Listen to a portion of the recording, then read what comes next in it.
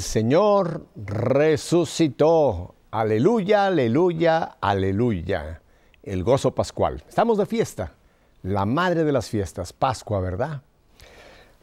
Gracias por estar una semana más aquí con nosotros en este pequeño espacio que hemos dedicado a el credo, nuestra profesión de fe. Por si usted no estuvo con nosotros la semana pasada, esta es la segunda parte de un autoexamen que nos estamos haciendo con nuestra profesión de fe, el credo. Así es que, igual que hicimos la semana pasada, vamos a hacer nuestra oración. Únase conmigo porque vamos a hacer nuestra profesión de fe. Creo en un solo Dios Padre Todopoderoso, Creador del cielo y de la tierra, de todo lo visible y lo invisible. Creo en un solo Señor Jesucristo, Hijo único de Dios, nacido del Padre antes de todos los siglos. Dios de Dios, luz de luz, Dios verdadero de Dios verdadero, engendrado, no creado, de la misma naturaleza del Padre, por quien todo fue hecho, que por nosotros los hombres y por nuestra salvación bajó del cielo, y por obra del Espíritu Santo se encarnó de María, la Virgen, y se hizo hombre. Y por nuestra causa fue crucificado en tiempo de Poncio Pilato. Padeció y fue sepultado, y resucitó al tercer día según las Escrituras, y subió al cielo y está sentado a la derecha del Padre, y de nuevo vendrá en gloria para juzgar a vivos y muertos, y su reino no tendrá fin. Creo en el Espíritu Santo, Señor y dador de vida, que procede del Padre y del Hijo, que con el Padre y el Hijo recibe una misma adoración y gloria, y que habló por los profetas. Creo en la Iglesia, que es una, santa, católica y apostólica. Confieso que hay un solo bautismo para el perdón de los pecados. Espero la resurrección de los muertos y la vida del mundo futuro. Amén. Si usted está por primera vez en esta semana, hoy con nosotros, dirá, bueno, ¿y ahora qué le pasa a Pepe que está haciendo esta oración tan larga? Y por ahí algunos que dicen tan aburrida, el credo. Yo rezo, cuando rezo mucho, dice por ahí alguien, el Padre Nuestro, y eso ya que le va bien a Dios con que yo lo haga. Estamos en esta segunda semana yendo a un autoexamen de lo que es la profesión de fe y mi vida. Y hablábamos la semana pasada de que si lo que yo profeso, mi profesión de fe, aquí está resumida la fe de la Iglesia, en lo que acabamos de orar. Si yo digo y creo en lo que yo acabo de decir con mis labios, mi vida tiene que corresponder en cada uno de estos segmentos que hemos mencionado. Solamente como un resumen le voy a decir rápido qué fueron los segmentos que la semana pasada o las partes del credo que analizamos. ¿Está usted listo? Hablamos de que creo en Dios, de que creo en Dios Padre, de que creo en Dios Padre Todopoderoso, de que creo que creó el cielo y la tierra, lo visible y lo invisible, que creo en Jesucristo, su único Hijo, nuestro Señor, de que creo que fue concebido por obra y gracia del Espíritu Santo y que nació de la Virgen María, y que creo que que padeció bajo el poder de Poncio Pilatos, fue crucificado, muerto y sepultado y descendió a los infiernos. Ahí nos quedamos la semana pasada, en ese gran misterio de lo que sucedió cuando Jesús va a recoger a todas esas almas que aguardaban y que entonces abrió las puertas del cielo para que usted y yo tengamos acceso a la patria celestial, al paraíso que había cerrado Adán y Eva. Vamos entonces ahora a analizar, ya una vez que hemos estado de acuerdo, espero que fue usted conmigo de acuerdo, en que Jesús descendió a los infiernos. Ahora vamos a hablar de otros apartados muy importantes. ¿De acuerdo? ¿Qué decimos inmediatamente después de la frase? Lo estoy buscando aquí. Al tercer día resucitó de entre los muertos. Al tercer día resucitó de entre los muertos. Yo aclaraba al final de la semana pasada, ¿qué quiere decir al tercer día? Porque hay gente que se pone bajo el punto de vista de un calendario y dice, oye, pero ¿cómo es posible? Entonces, si del viernes, entonces el sábado, el domingo, tuvo que haber resucitado hasta el lunes. No, Señor. El Señor, recuerden, resucitó la víspera del día del Señor, el primer día de la semana, que es lo que hoy día nosotros llamamos el domingo.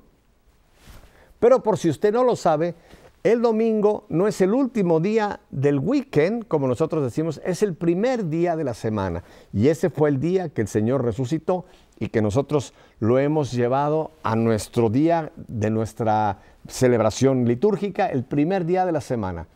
Los cristianos, los católicos, empezamos la semana un día de fiesta, ¿qué les parece? Después vendrán los días de trabajo, pero nosotros empezamos celebrando la resurrección del Señor. Y esto ocurrió al tercer día. ¿Cómo es posible esto? Ya se lo compartía yo la semana pasada, pero lo voy a volver a hacer. El Señor muere un viernes por la tarde. Recuerdo, a las 3 de la tarde. Ese es un día. Al llegar la víspera del día siguiente, el viernes por la tarde, ya se empieza a celebrar el sábado. Van 2 días. Y al ponerse el sol, que empieza el siguiente día, se cuenta el tercer día. Ese es el día que el Señor resucita. El Señor resucita ya una vez que se ha puesto el sol, resucita el primer día de la semana.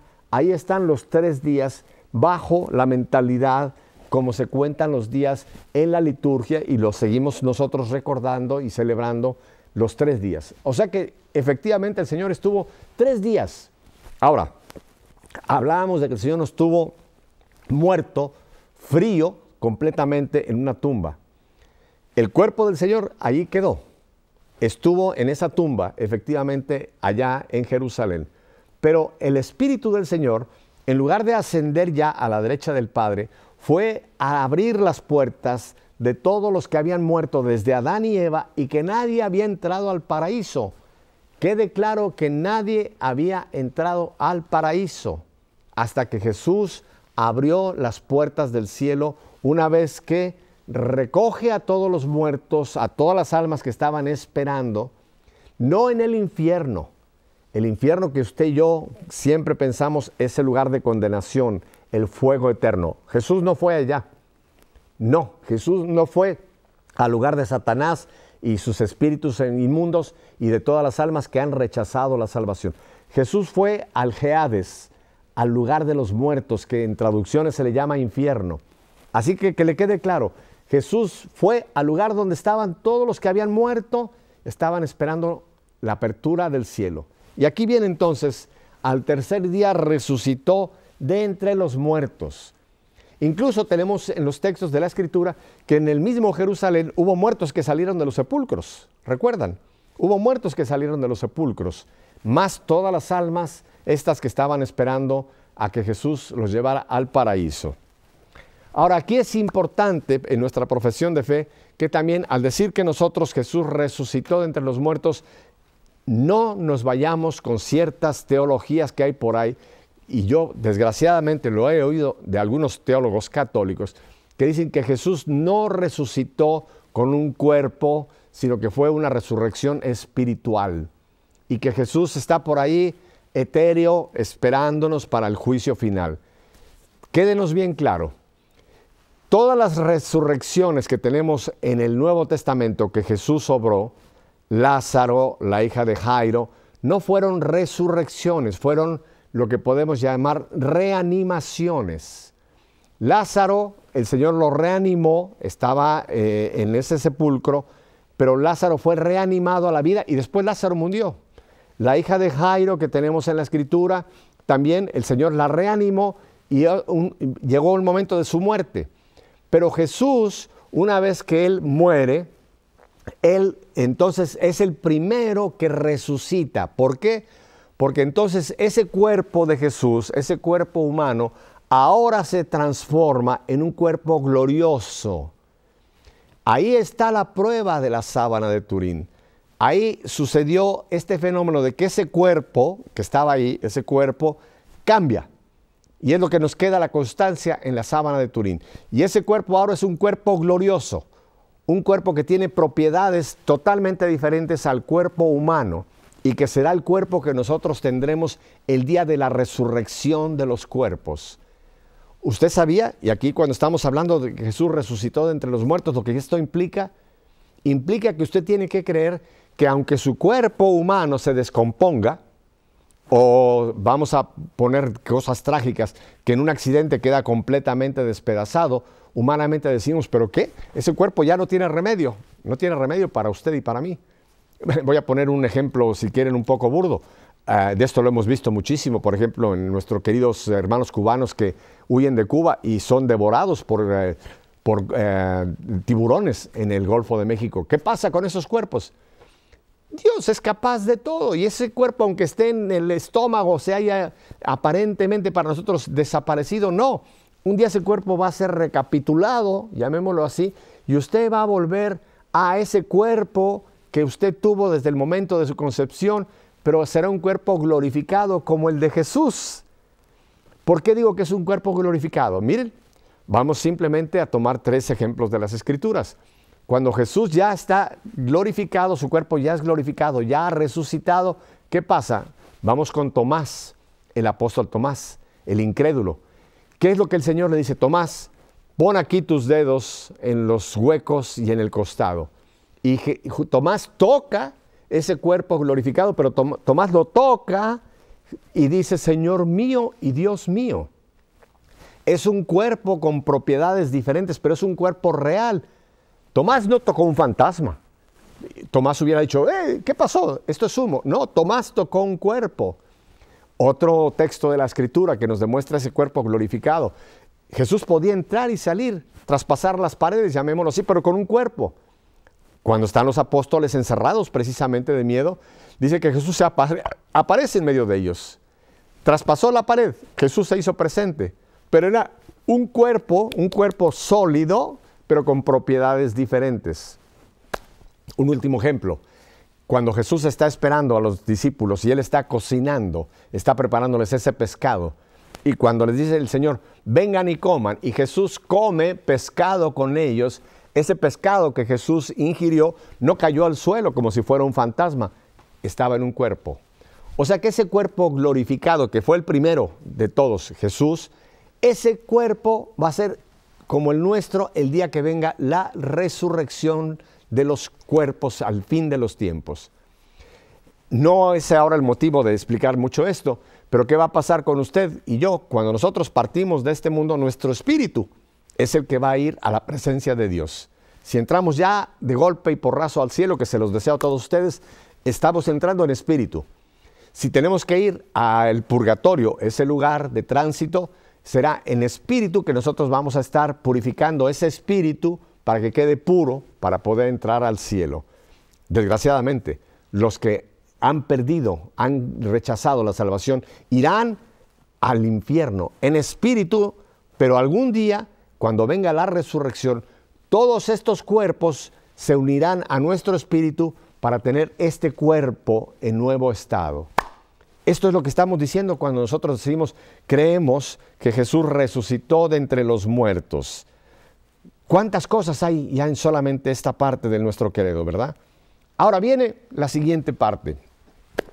Subió a los cielos.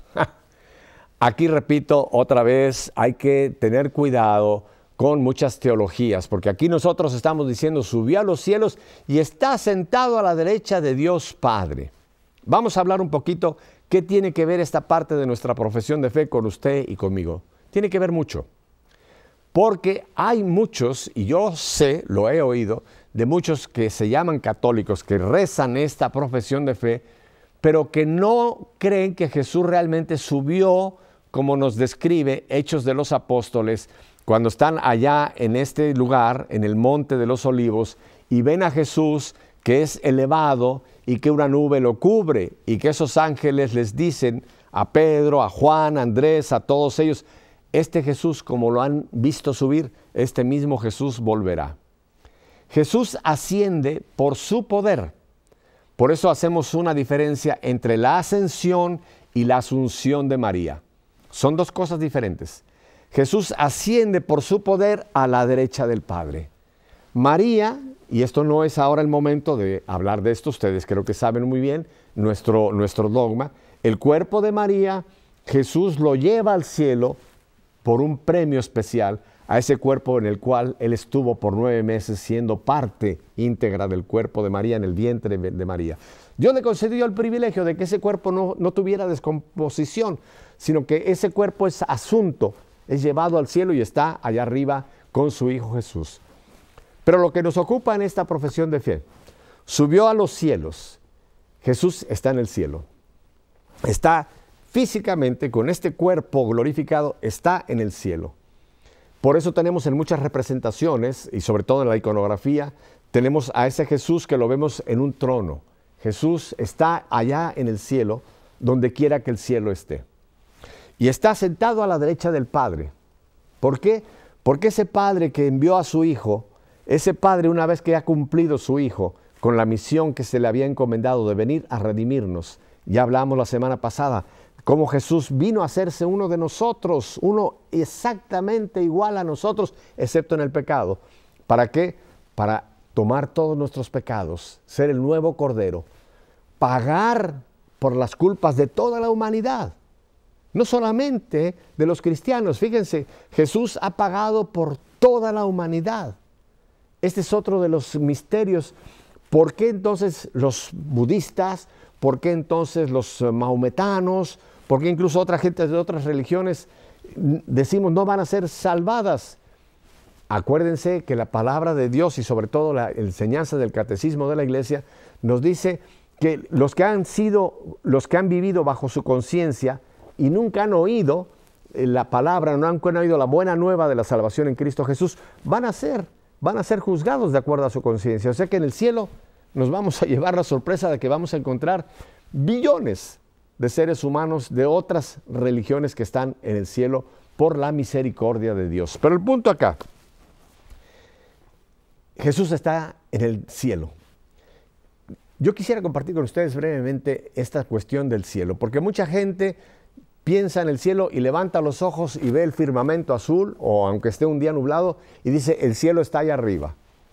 El cielo nosotros no podemos decir en dónde se encuentra, porque ya no está en la dimensión nuestra, en nuestra dimensión de las cosas materiales, de lo que vemos, el universo, el gran milagro de la creación.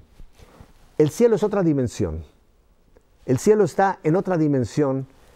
No lo podemos decir que está aquí enfrente de usted y de mí, pero es otra dimensión a la cual se traspasa. Esto ya no lo podemos nosotros, bajo el punto de vista de nuestra muy limitada inteligencia, por más y que decimos que es fabulosa, no lo podemos comprender. Pero el cielo es un lugar real diferente a lo que vemos aquí en la tierra. Porque hay gente que piensa que el cielo va a ser un lugar muy bonito, como este estudio, y que no lo sabemos. Jesús sí nos dijo que Él iba a prepararnos mansiones. Jesús nos dijo que vamos a tener un banquete allá en el cielo. Y yo creo que el cielo va a ser un lugar maravilloso, donde vamos a estar en la presencia de Dios. Mucha teología nos dice que el cielo es contemplar a Dios. No necesitamos más. El hecho de que nosotros podamos contemplar a Dios, ya sin velos, ya sin máscaras, ya sin nuestra humana limitada capacidad, ese gozo no lo podemos describir. Simplemente no lo podemos describir. Pero Jesús está ahí. Y vamos a ver a Jesús. Usted va a tener, y espero que todos tengamos la dicha de poder ver a Jesús, de poder ver al Espíritu Santo, de poder ver al Padre en la manera que se nos manifiesten en el cielo. Vamos a poder ver a María. Vamos a poder ver a Pedro, Pablo, Andrés, Juan, Santiago, a María Magdalena, a todos los que nos han precedido, a Moisés, a Elías, a Adán y a Eva. Vamos a poder ver a todas las almas que nos han precedido.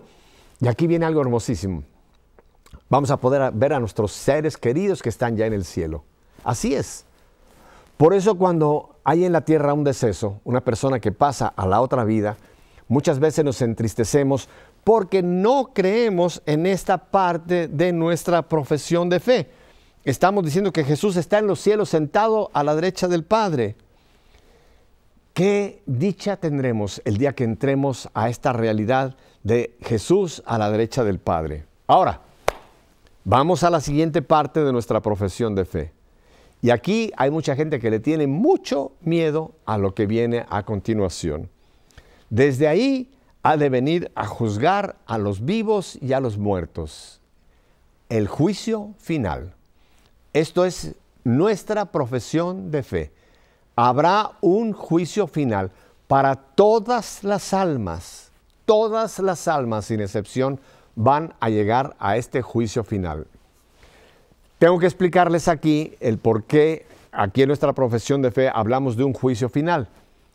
Ya me imagino que usted en su gran discernimiento ha de estar pensando, bueno, si yo me muero y el juicio final, ¿qué pasa? ¿A dónde voy? Aquí vamos. Al momento de que nuestra vida biológica termina, entramos a la vida eterna. Todos, sin excepción. Todos sin excepción. Y en este momento, de este paso, este tránsito, vamos a tener aquí, en este instante, nuestro juicio personal.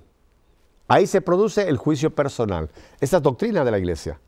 No lo decimos en la profesión de fe, pero está implícito en este segmento que estamos hablando, de que desde ahí ha de venir a juzgar a vivos y muertos. Y hay que explicar esto, porque si no, no entendemos muy bien lo que estamos diciendo como profesión de fe. Se lo explico. Al momento de que el alma se desprende temporalmente de este cuerpo, que se quedará en un mausoleo o si lo incineran, incinerado, etcétera, donde quede, después va a venir nuevamente a unirse a nosotros. Pero en este interín, al momento de nuestra partida de esta vida biológica, aquí va a suceder nuestro juicio personal. Se lo aclaro, usted no va a ver ni a San Pedro, ni a un ángel, ni va a venir alguien con una báscula a decirle pon acá tus obras buenas, pon acá tus obras malas, como muchas veces en la imaginería cristiana lo hemos representado, en la pintura religiosa, que vemos un juicio a alguien con una báscula, o alguien que es más, dice San Pedro va a estar con un gran libro. Olvídese de todo eso.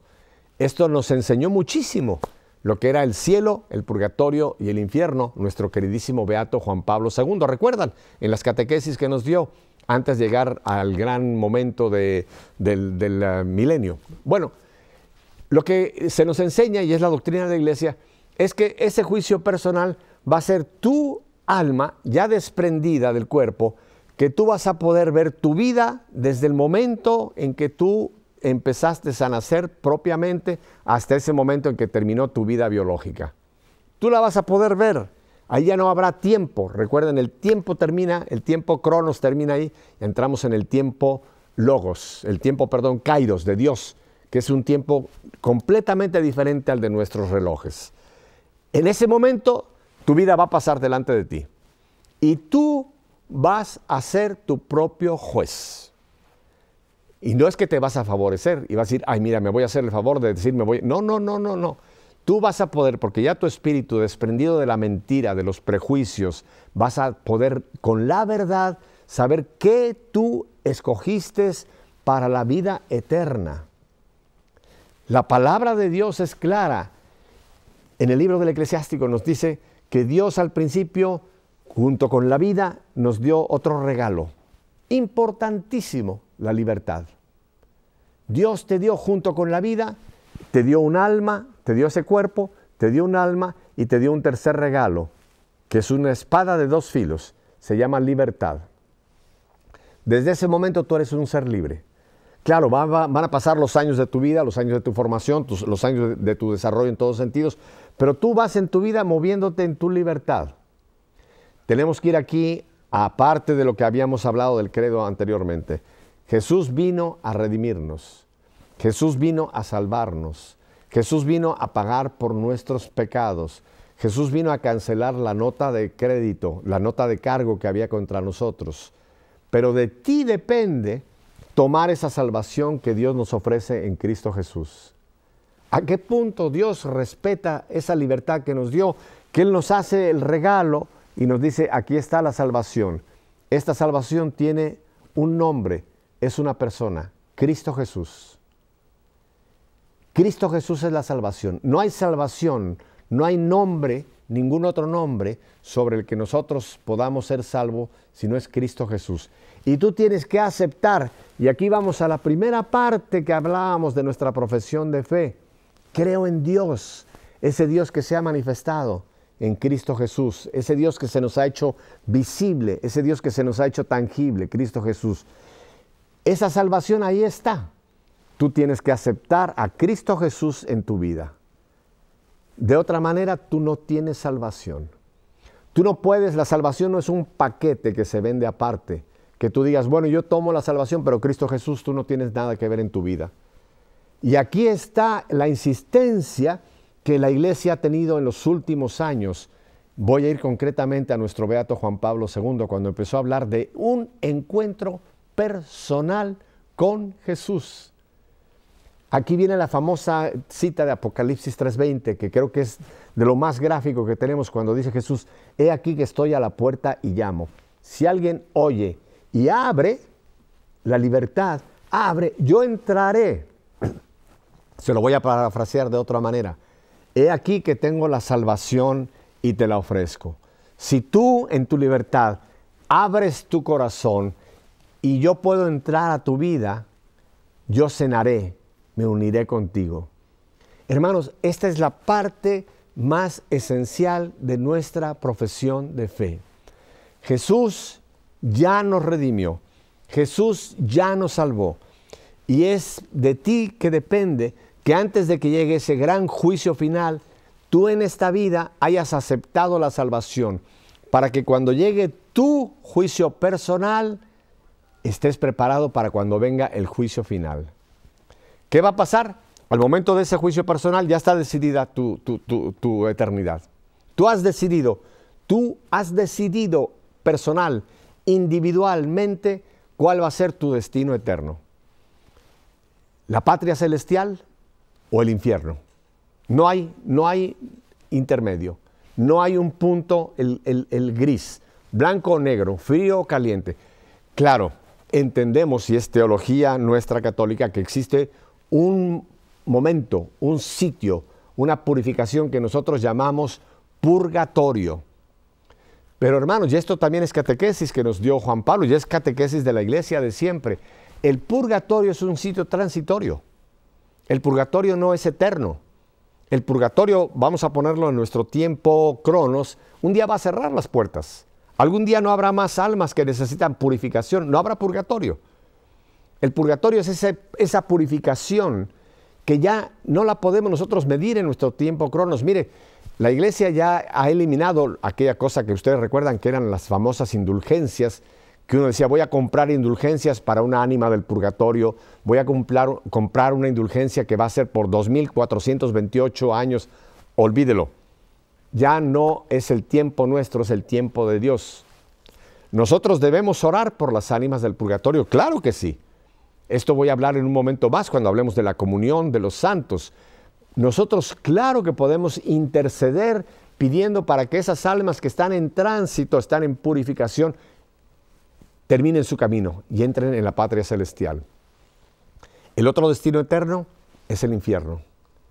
El estar privados por toda la eternidad de la presencia de Dios. Yo se los confieso, yo cada vez que pienso, dentro de mi limitada capacidad de poder captar lo que es eternidad, me erizo. Me erizo. Eternidad quiere decir para siempre jamás, sin fin. Ya no en este tiempo, en el tiempo de Dios, sin fin. ¿Usted se imagina lo que puede ser estar privados de la presencia de Dios eternamente sin fin? Ese es el infierno. El fuego más grande de saber, porque no vamos a ver a Dios, eso es el cielo. Pero al momento de ese desprendimiento, de ese juicio personal, las almas que rechazaron la salvación que nos ofreció Dios van a captar que sí había realmente esa otra opción y que ellos la rechazaron. Dios no manda a nadie al infierno. Esta es teología católica. Es cada alma que escoge el ir al infierno en su libertad. Dios no es un malo, Dios no es un castigador que dice, tú te vas a pudrir. La misericordia de Dios es infinita. Él quiere que todas las almas se salven. Pero tú puedes decirle a Dios gracias y puedes perder para toda la eternidad el estar en la presencia de Dios. Es espeluznante, ¿verdad? Aquí los dejo. Voy a unos breves mensajes y volvemos con lo que aún nos falta de nuestra profesión de fe. Es importantísimo, ¿verdad? Vuelvo enseguida.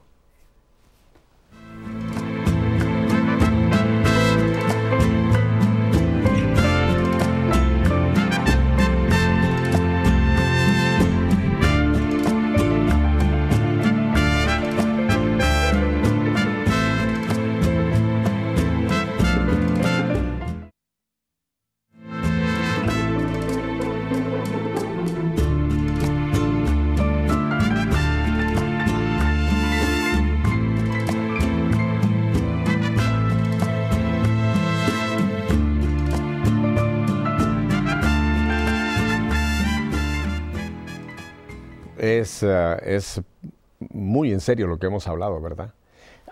Vuelvo y insisto, se los comenté desde el primer programa, yo no estoy tratando aquí de darles una teología elevada, que la hay importantísima sobre esto. He tratado de ponérselo lo más accesible, lo más digerible para nosotros, las personas que no tenemos una gran formación teológica, pero que esta es una realidad que tenemos que asimilar y sobre todo vivir. Bien, nos quedamos pues en esa terrible realidad de ese juicio, el juicio final. ¿Qué va a pasar entonces cuando venga el juicio final? Entonces Jesús va a volver. Así es.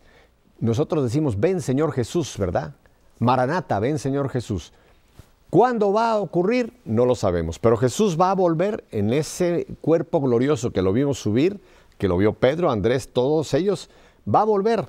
Nos describe Pablo el son de las trompetas, pero va a volver, no va a volver en una gran fiesta, va a volver a juzgar a vivos y muertos.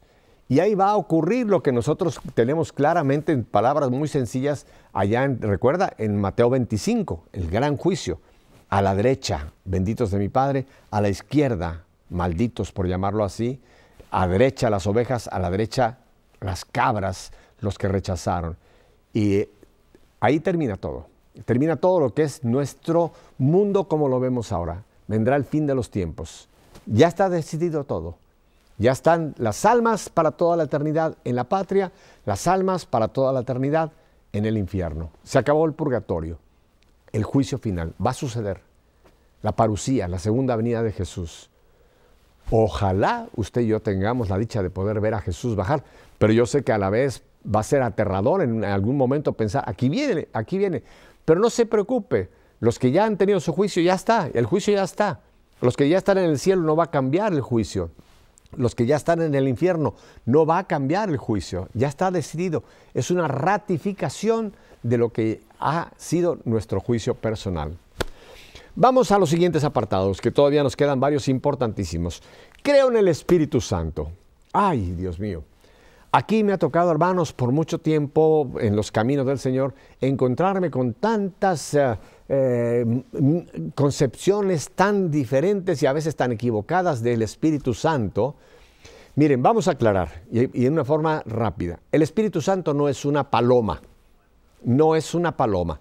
Claro, sabemos y lo conocemos el pasaje que en el Jordán, cuando se está bautizando al Señor, que en forma de paloma bajó el Espíritu Santo. Y desde entonces la imaginería, la pintura, lo ha presentado al Espíritu Santo como una paloma. Y mucha gente, si yo le pregunto, créame, gente buena, ¿quién es el Espíritu Santo? Me van a decir, y ya me lo han dicho, ay Pepe, es ese pajarito, esa paloma que pintan allá entre el viejito y Cristo.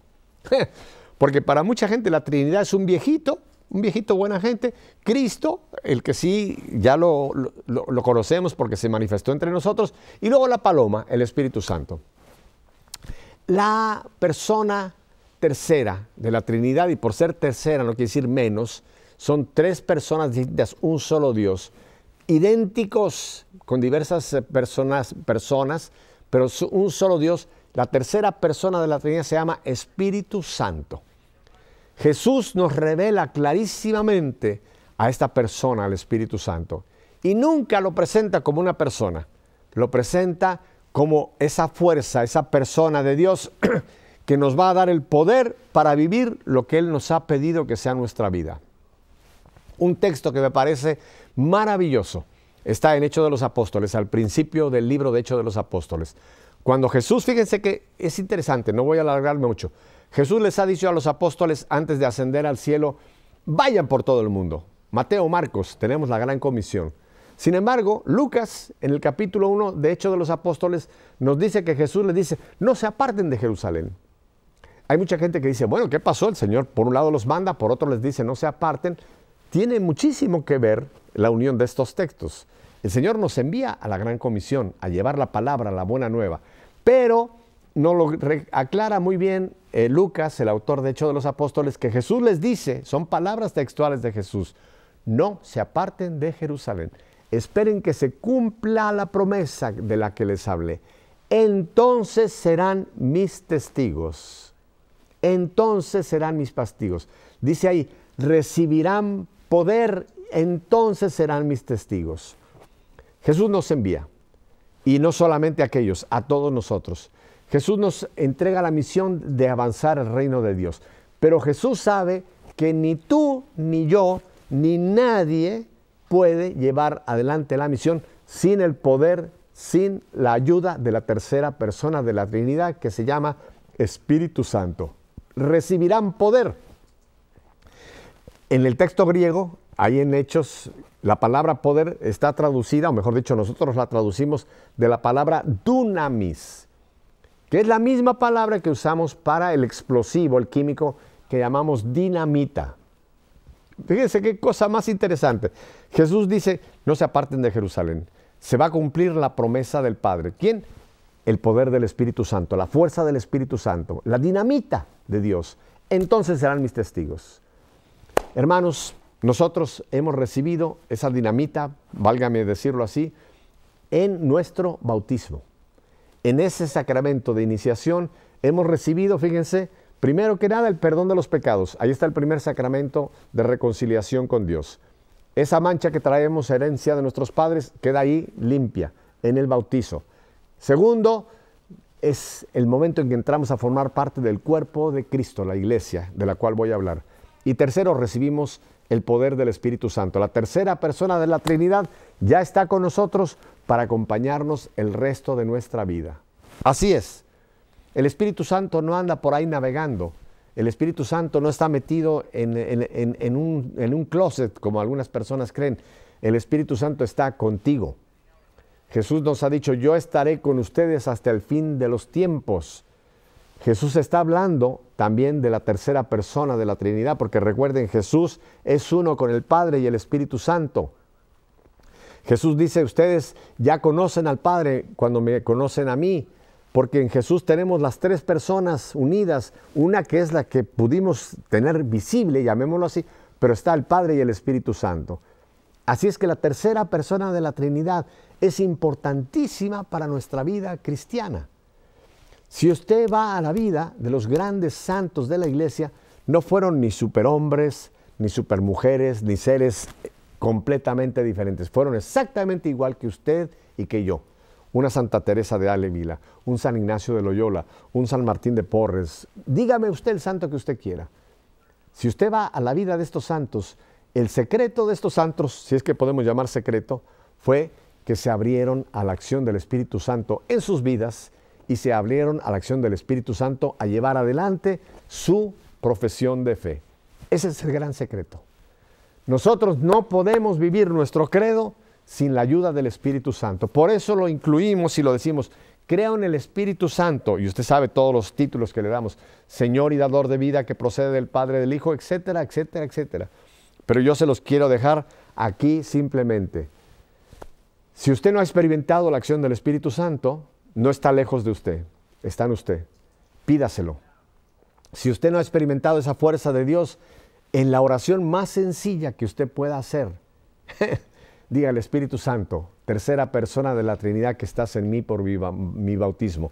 Me reconozco que yo no puedo. Ayúdame, Espíritu Santo. Y lo va usted a ver en su vida, actuar a esa fuerza, a esa persona divina de la Trinidad, el Espíritu Santo. Ya no más una paloma. Es la fuerza de Dios, la persona tercera santa de la Trinidad que está ahí con usted. Creo en la Santa Iglesia Católica. Aquí sí que tenemos a veces muchos problemas. Yo estoy diciendo, creo en la Santa Iglesia Católica. Vamos a desglosar estas tres palabras, porque usted lo dice. Ahora mi pregunta es, ¿usted lo vive? Bueno, aquí vamos. Santa. Yo sé que inmediatamente usted me va a decir, ay Pepe, pero ¿cómo podemos decir santa? Mira la cantidad de pecadores, mira tantas personas que se dicen miembros de la iglesia y cómo han cometido errores horrorosos. No voy a entrar ahora en ese asunto. Es santa no porque seamos perfectos, sino porque es Jesús el que la instituyó. Es Jesús el que nos dejó a su iglesia, nos dio desde Pedro las llaves a Pedro para que seamos una iglesia santa. ¿Por qué? Porque Él está en su iglesia. Hay que distinguir entre santa y perfecta. La iglesia no es perfecta porque es humana y divina. Es divina porque Jesús la instituye, es santa. Es humana porque estamos usted y yo. Mire, si usted cree que la iglesia es el lugar donde usted va a encontrar a solamente personas perfectas, olvídese, no lo va a encontrar. La iglesia es un hospital de pecadores. Ahí estamos usted y yo. Pero es santa porque es instituida por Dios. Y yo tengo que amar a mi iglesia porque fue Jesús mismo el que quiso dejarnos este gran regalo de su iglesia hasta que Él vuelva a recoger a todos los que van a vivir con Él. Vamos a vivir con Él en la eternidad. O sea que la iglesia es santa, a pesar de sus pecados, a pesar de mis pecados. Santa. Una iglesia, ¿cuál es el siguiente apartado que decimos? Una iglesia.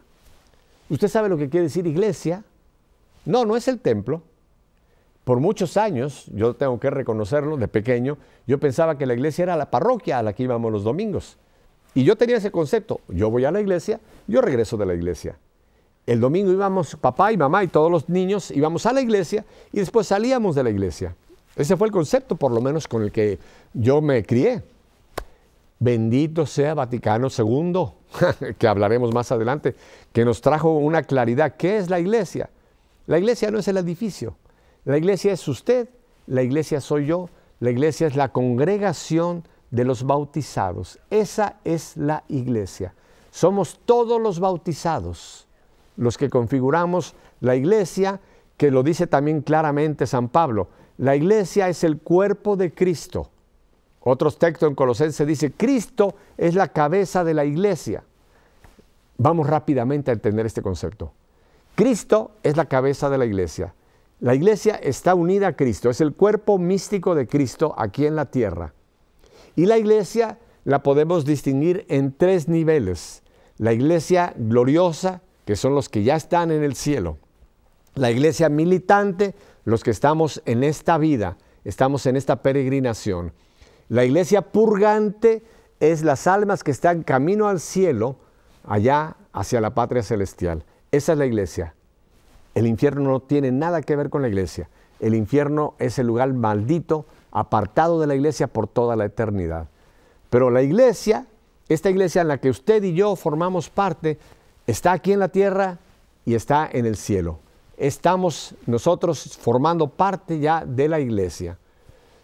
Por eso, aquí es un punto muy importante. Si yo digo que yo creo que es la santa iglesia, todo pecado que yo realizo de división es un pecado contra la iglesia.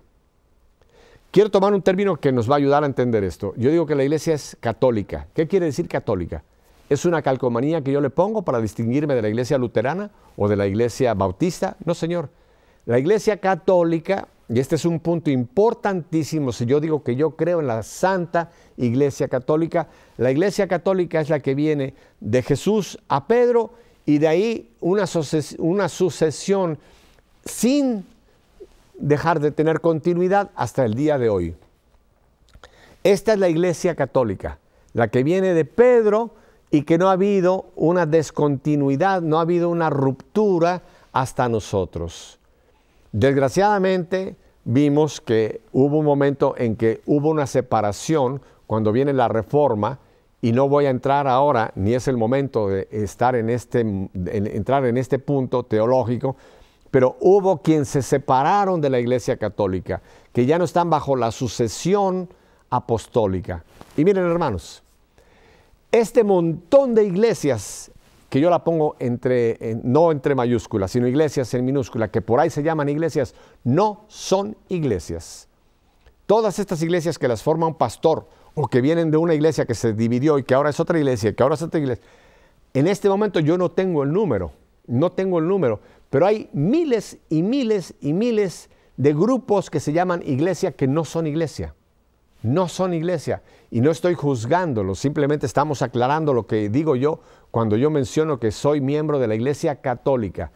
La Iglesia Católica es la que yo puedo seguir el rastro hasta Pedro, a quien el Señor le entregó las llaves de la iglesia. Todo lo que no esté unido en esta sucesión apostólica no es católico. Y no estoy condenando, por favor, no me vaya a malentender. Pero si estamos hablando que yo creo en la iglesia santa, católica, apostólica, yo tengo que decir, esta es la iglesia de Cristo. Y aquí cuidado, porque nosotros podemos cometer muchos errores en nuestra vida si no vivimos esta parte de nuestra profesión de fe. Hermanos, hoy día sabemos cuántos hay que se llaman católicos y que no están de acuerdo con las enseñanzas de la iglesia. Ahí mismo están haciendo una ruptura con la iglesia. Así es. Yo no puedo ser un católico a mi manera. Dejémoslo clarísimo de una vez por todas. Católico a mi manera es la mejor manera de no ser católico. Y aquí rompemos muchísimo nosotros nuestra profesión de fe al no vivir este apartado. Todos los demás han sido importantes, pero yo puedo arruinar todo lo que yo he dicho o creo que creo en anterioridad en toda mi profesión de fe si yo no lo vivo ahora como iglesia. Así es. Si yo no vivo de acuerdo a las enseñanzas de la iglesia, y aquí no hay multiple choice, como dicen en inglés, aquí no es que yo puedo elegir, esto sí me gusta, esta enseñanza de la iglesia yo la desecho, esta enseñanza para mí no aplica. Cuidado, cuidado, porque la iglesia es un paquete y la doctrina es una, no es selectiva. Así es de serio este asunto. No es selectiva. La doctrina de la iglesia es un todo. Y yo lo tomo o lo dejo. O lo tomo completo o estoy, en cierta manera, fuera de la iglesia. Y no estoy excomulgando a nadie. Usted tiene que hablar seriamente con un sacerdote, con un consejero espiritual. Si usted hay parte de la doctrina de la iglesia que usted no la está aceptando y viviendo. Porque esta es una situación muy seria, muy grave lo pondría yo. Quiero solamente ir por otro punto que también creo que es importante, ya que estamos hablando de que creo en la iglesia que es una santa católica. Vamos ahora a hablar de nosotros, los que vivimos en nuestras parroquias, ¿de acuerdo? En nuestras parroquias nosotros a veces decimos, yo soy miembro de tal movimiento. Momento, los movimientos apostólicos son importantísimos, pero mi pertenencia no es a un movimiento, cuidado. Mi pertenencia es a la Iglesia Católica y mi primer iglesia ya local es mi parroquia. Yo tengo que ser miembro de una parroquia y no nada más porque estoy registrado. Cuidado. Yo tengo que ser miembro de mi parroquia porque para mí esa es mi primera manifestación de mi iglesia local. Mi párroco representa al obispo que representa a Cristo, porque el obispo es el pastor de esa, vamos a llamarla diócesis, que están unidos todos los obispos con el Papa, indiscutiblemente, estamos hablando de la colegialidad. Pero si yo estoy en contra de mi obispo, yo estoy en contra de la iglesia en su más primera expresión para mí. Toda rebeldía a un obispo es una rebelión a Cristo. Y hay una enseñanza clarísima de los padres de la iglesia, San Ignacio de Antioquía, quien no está con el obispo no está con Cristo. Así de importante es esto. Por eso, mis hermanos, cuando lleguemos a mi profesión de fe, cuando yo digo, creo en la iglesia que es una santa, católica y apostólica, hágase un examen. ¿Es usted realmente miembro de la iglesia? Y ojalá usted no sea de esos llaneros solitarios que piensan que andan por ahí, por el mundo, viviendo su fe, si no son miembros de la iglesia. Está usted en un peligro gravísima. Creo en la comunión de los santos. ¿Qué quiere decir la comunión de los santos? La unión de los santos. ¿Qué comunión es esta? Los santos que ya están en el cielo, los santos que aún están aquí en la tierra. Y cuando hablo de santos no estoy hablando de perfectos.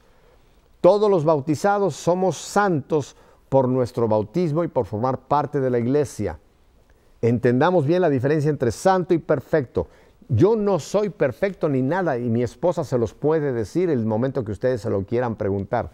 No soy perfecto, soy cristiano en construcción todavía, a pesar de mis años. Soy santo, ¿por qué? Porque soy miembro de la iglesia y estoy en comunión con toda la iglesia católica, la comunión de los santos. Aquí es donde entra nuestra relación con los santos que están en el cielo. Esto es hermosísimo. Ya hablábamos anteriormente de que los milagros es solamente Dios el que los hace. Es solamente Dios el que obra milagros. Los santos no obran milagros, ni siquiera la Virgen, con todo mi respeto. Acuérdense de las bodas de Caná. ¿Quién fue quien cambió esa agua en vino? ¿Quién hizo la primera manifestación de Cristo Jesús? Fue porque María intercedió. María le dijo, mira lo que está pasando. Pero ¿quién fue quien hizo esa transformación? Cristo Jesús. Y creo que ese ejemplo de las bodas de Caná nos queda perfecto para entender que quien obra los milagros es Jesús. Ahora, María es nuestra intercesora per se. ¿Por qué? Está cerquísima de su Hijo. Y al igual que Caná, ella está continuamente viéndonos a los hermanos de su Hijo que estamos peregrinando por este mundo, como dice Vaticano, que me encanta, y ella está intercediendo por nosotros. Todos los santos que están en el cielo, Pedro en adelante, están intercediendo por nosotros. Y es perfectamente legítimo que nosotros, los que estamos en este peregrinaje, pidamos a los santos su intercesión. Esa es la comunión. Es como los hermanos que nos queremos ayudar los unos a los otros. Pero en final de cuentas, quien obra, quien cambia, quien hace, es Dios, Padre, Hijo y Espíritu Santo. Estamos en comunión también con los que están en ese proceso de purificación. Por eso es la legitimidad de que nosotros intercedamos, pidamos por los que están en camino al cielo, las almas que llamamos del purgatorio. Creo en el perdón de los pecados. Otro punto interesantísimo. Aquí hay muchos católicos que dicen, yo ya tengo hilo directo con Dios. Yo ya le pido a Dios que me perdone mis pecados y ya están perdonados. Hermanos, si esa es su teología, usted tiene que ir a su Biblia y quitar entonces varios capítulos del Evangelio de San Juan. Cuando dice claramente el Señor que le entrega a los discípulos, lo que ustedes perdonen será perdonado, lo que ustedes no perdonen no será perdonado. El perdón de los pecados viene por el sacramento de la reconciliación. Claro, esto sería muy largo de explicar. Si en un momento dado yo estoy en un peligro y yo me arrepiento ante Dios y no tengo oportunidad de llegar a un confesor, en ese momento estoy perdonado. Pero si yo continúo y salgo de este peligro, tengo la responsabilidad de después ir al sacramento de la reconciliación. Dios lo estableció, Jesús lo estableció. Así que yo, si creo en el perdón de los pecados, también creo que ese hombre que está en ese confesionario, aunque sea un pecador, Dios le ha dado la potestad de, no en su nombre, sino en el nombre del Padre y del Hijo y del Espíritu Santo, perdonar nuestros pecados. Creo en el perdón de los pecados. Ya hablamos entonces de la resurrección del último día.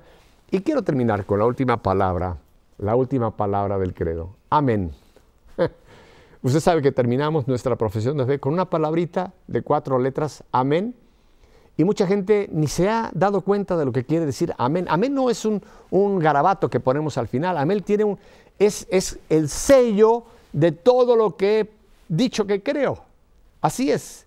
Si yo no digo amén al final sabiendo, no creo lo que he dicho. Porque amén, ¿sabe qué quiere decir? Estoy de acuerdo. Yo acepto lo que acabo de decir. Amén quiere decir así sea. Pero no es un así sea hacia afuera. Es un así sea hacia mí. Y quiero terminar. Quizá les va a parecer un poco brusco lo que le voy a decir. Mire, si usted, ahora que hemos hecho este repaso la semana pasada y ahora, de esta nuestra profesión de fe, yo lo invito a que usted la haga. Usted la haga nuevamente. Vaya sobre su profesión de fe y vaya igual que hicimos hoy, rapidito acá, apartado por apartado. Y si usted no cree en la totalidad de lo que está ahí en esta profesión, nuestra resumen, nuestra fe de la iglesia, no diga usted amén.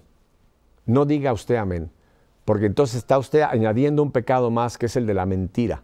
Así es de serio. Por eso cuidado. Cuando llegamos al final, cada domingo o cada festividad que hacemos nuestra profesión de fe, o que usted la hace en su casa, como nos ha pedido el Papa Benedicto, que la hiciéramos cada día como nuestra oración, cuidado, Si usted no cree y no vive lo que es la profesión de fe, no diga amén. Mis hermanos, espero que esto les haya servido. A mí en lo personal, yo me he hecho una confrontación con todo esto. Si Dios nos concede una semana más de vida, aquí los espero la próxima semana nuevamente en este nuestro queridísimo espacio en EWTN, El Esplendor de la Verdad. Que Dios los bendiga. Hasta la próxima semana.